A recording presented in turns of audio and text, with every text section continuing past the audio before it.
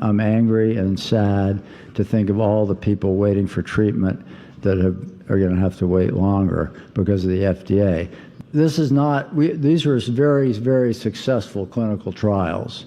There was not a problem with the research.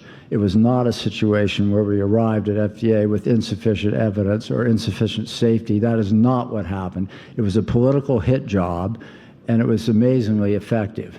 Sure, we didn't do everything perfectly, but this whole idea that it was a cult or somehow it was sloppy or we somehow enlisted academics from all over the world at major institutions into being part of the cult. I guess you're part of it, Dave.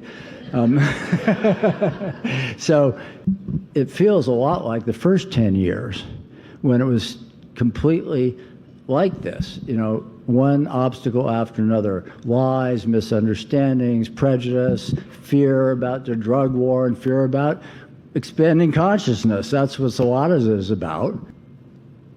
Not too long ago, it became clear, this is going to happen. It's going to really threaten the pharma industry.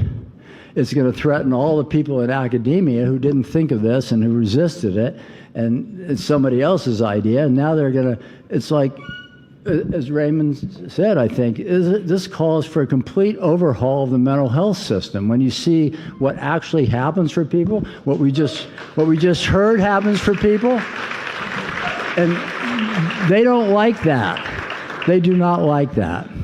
So this is what we're up against. We're up against the fear, the financial interests, the political interests, and as Dave said, we got to be patient. It was a lot more fun back in the day when I just fill out a form 2022, send it to Dave. He'd mail some MDMA from FedEx.